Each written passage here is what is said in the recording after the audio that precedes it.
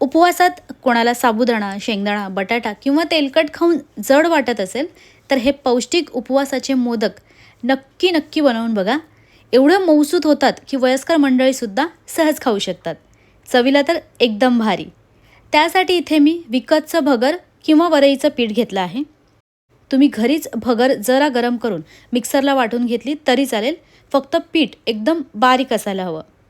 मोदकच्या सारणासाठी 2 वाट्या खोवलेलं ओलं खोबरं घेतलं आहे. एक मध्यम साईजचा नारळ आहे. यात घालूया त्याच वाटीने बरोबर 1 वाटी बारीक चिरलेला गूळ.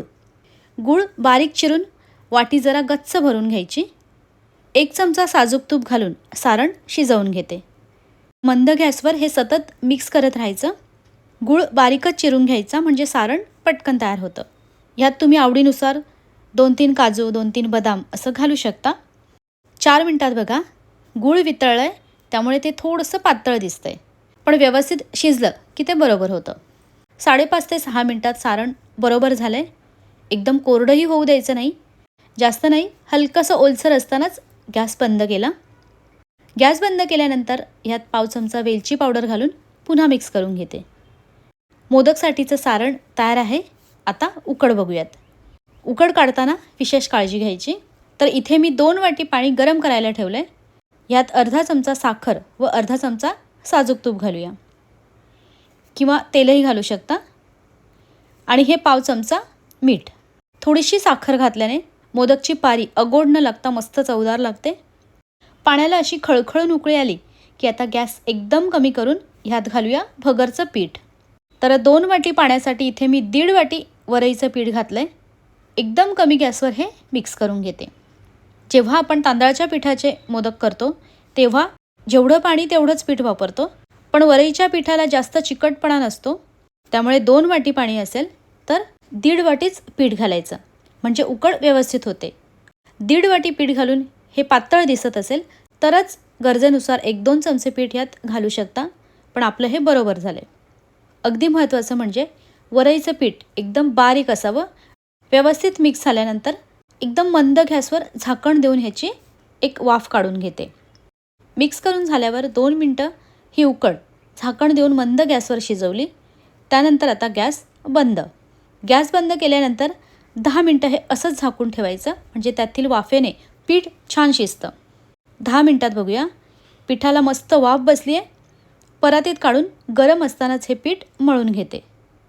हाताला भाजत असेल तर सुरुवातीला ग्लासने किंवा पेल्याने करू शकता, पण उकड गरम असतानाच मळायची. ग्लास पाण्यात बुडवून घेतला तरी चालेल. हाताला सोसवेल असं झालं की मग हाताने व्यवस्थित जोर लावत पीठ मळून घ्यायचं. वाटल्यास दोन्ही हाताने पीठ मळलं तरी चालेल.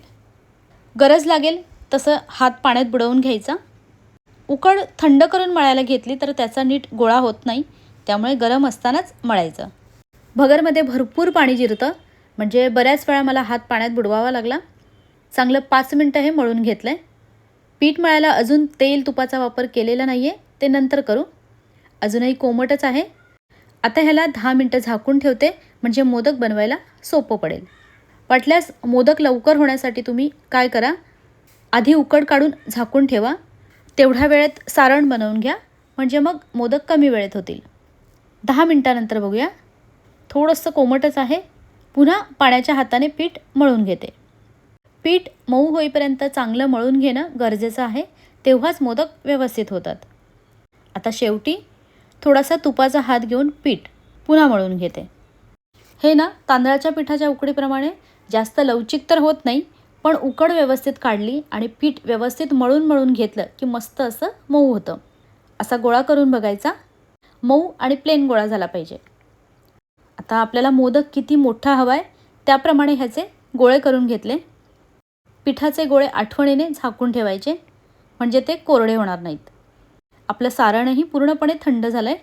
आता लगेचच मोदक बनवायला घेऊयात. तर थोड्याशा तुपाच्या हाताने पुन्हा असं दाबत दाबत मळून घ्यायचा.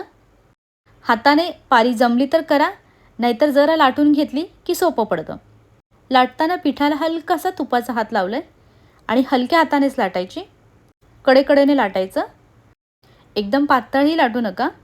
आता मधोमध सारण भरून कोरड्या वरईच्या पिठात बोटं बुडवून ह्याप्रमाणे मोदकच्या पाकळ्या करून घेते. पाकळ्या बनवताना तेल किंवा तुपाचा हात लावला तरी चालेल. अशा व्यवस्थित पाकळ्या येण्यासाठी भगरचं पीठ एकदम बारीक दळलेलं चाळून घेतलेलं असावं. त्याचबरोबर पीठ खूप जास्त दिवसांचं नको, कारण जुन्या झालेल्या पिठाचे मोदक नीट बनवता येत नाही आणि चवीतही फरक पडतो. यात आणखी सारण बसेल.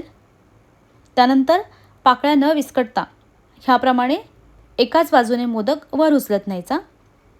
नंतर शेवटी आल्यावर थोडंसं उलट्या दिशेने फिरवून इथे व्यवस्थित पॅक करायचं. असं छानसं टोक काढायचं. मस्त मोदक तयार झाले. ह्याच्यासोबतच करंजी बनवूया. तर पारी आधीप्रमाणेच लाटून घेतली. सारण भरून व्यवस्थित बंद केलं. तुपाच्या किंवा पिठाच्या हाताने ह्याप्रमाणे करून घेते. जर कोणाला वरईच्या पिठाचे मोदक बनवायला जमले नाहीत तर असं करंजीचा आकार बनवून व्यवस्थित पॅक करा आणि तसंच वाफवून घ्या.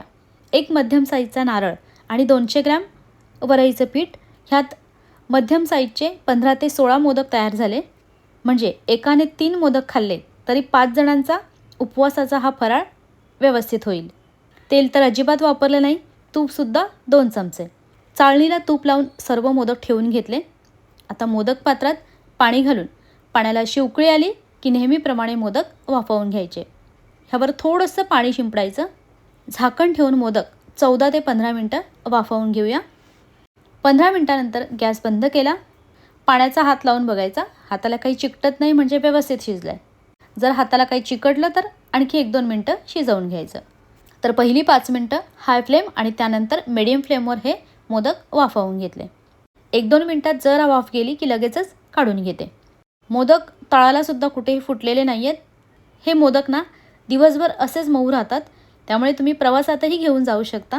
तर सांगितलेल्या टिप्स वापरून असेच्या असे हे उपवासाचे उकडीचे मोदक नक्की बनवून बघा. कसे झाले हे कळवायला विसरू नका. आवडल्यास लाईक आणि शेअरसुद्धा करा.